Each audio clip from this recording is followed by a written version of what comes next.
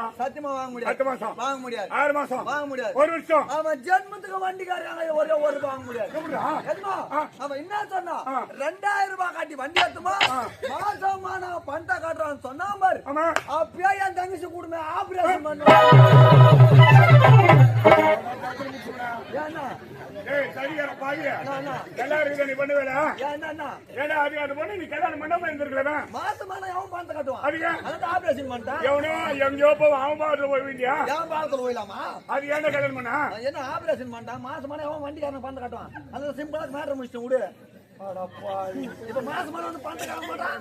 அப்ப இனிமேல் வந்து நிச்சயம் மாசமா போறது வண்டிக்காரனுங்க உடனே வர ஓதிப்பான் அவனை.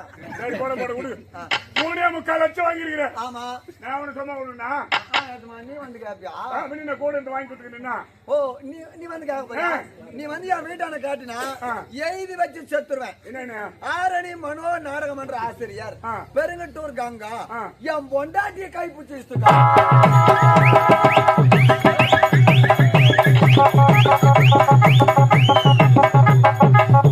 தலைவர் கங்க வச்சு மாதிரி ஆப்பு கேட்க பாரா. உன் பொண்டாட்டி நான் முன்னபடி என் பொண்ணை பார்த்தனா நீ கொடுத்த பண்ட கேக்குறா கேட்டா இந்த வார்த்தை சொல்லுவேன். என் பொண்டாடி ஜாக்கெட் நானே கைப்படி கீசிடுவேன். கீசி பண்ணி தச்சு கொடுக்க போறா. அது ஊமால் தான் அப்ப நீ தான் கீசினா. ஏன்டா இந்த பொண்ணா நீ கொடுத்த பண்ட கேக்குறா. சரி நான் வந்து கேட்டதா இப்படி ஆமா அம்மனி உரிமையாளே ரேஸ் பண்ணறேன். யார் முதலாளியா? வாஜாருக்கு ஒரு ஆப் தான் வச்சேன். முதலாளிக்கு 2 ஆப் வைப்பேன். என்ன ஆப்? என் பொண்டாட்டியும் கை பிடிச்சு சார் எங்க அம்மாலையும் கை பிடிச்சு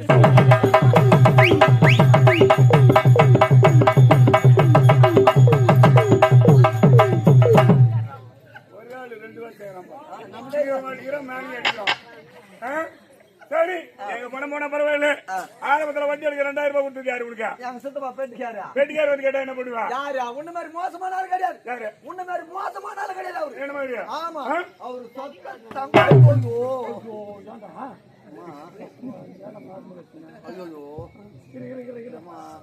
நீயா குத்துறா நீயா சாவ அடிச்சிரு மாதிரிதா நீயே அடிச்சு செத்துட்டு போலாம். கொரோனாவில் அடிபட்டு 3 வருஷமா உடம்பு தேய்ச்சின்னு வரும். சரியான சாப்பாடே கிடையாது.